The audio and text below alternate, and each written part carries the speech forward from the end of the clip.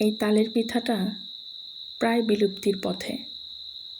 আগে যেরকম ভাদ্র মাসে তাল পাকলেই সবাই, বিশেষ করে গ্রামের দিকে, পিঠাপুলি বানানোর একটা উৎসব চলে আসতো।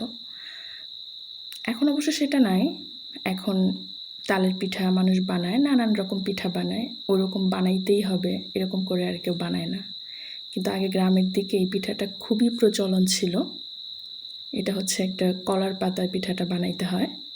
আমরা যে ডোটা রেডি করেছি সেটা হচ্ছে তালের রস, চিনি, স্বাদ মতো লবণ, প্রয়োজন মতো পানি আর চালের গুঁড়ি। এটা হচ্ছে অবশ্যই চালের গুঁড়িটাকে ভেজে নিতে হবে। এরপর কলার পাতা ধুয়ে মুছে শুকিয়ে দেন সেখানে আমি যেভাবে দেখাচ্ছিলাম এভাবে বানাতে হয়। এখন আর এরকম দেখা যায় না যে মানুষ এই পিঠাটা তৈরি করে, এবং কি আমাদের বাসায়ও খুব শখ করে অনেক বছর পর আমরা বানিয়েছি এটা। আর এই পিঠাটা অবশ্যই বাসায় সবচেয়ে পুরনো যে ফ্রাই প্যান থাকে বা তাওয়া, সেখানেই সেঁকে নেবেন।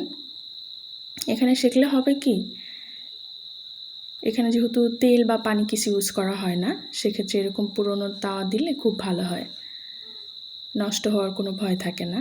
তো এইভাবে সেঁকে সেঁকে উঠিয়ে নেব আমি। একটু পোড়া পোড়া টাইপের হবে, এটা এভাবে খেতেই ভালো লাগে। আমি জানি না এই পিঠাটা অন্য কোনো অঞ্চলে খায় কি না। যদি কারো অঞ্চলে খেয়ে থাকে অবশ্যই আমাকে জানাতে ভুলবেন না। তবে আমি যেটুকু জানি, এখন আর এরকম পিঠা কেউ বানায় না। আমরা অনেক বছর পর ট্রাই করেছি, ভালোই লাগে, খুব একটা খারাপ লাগে না।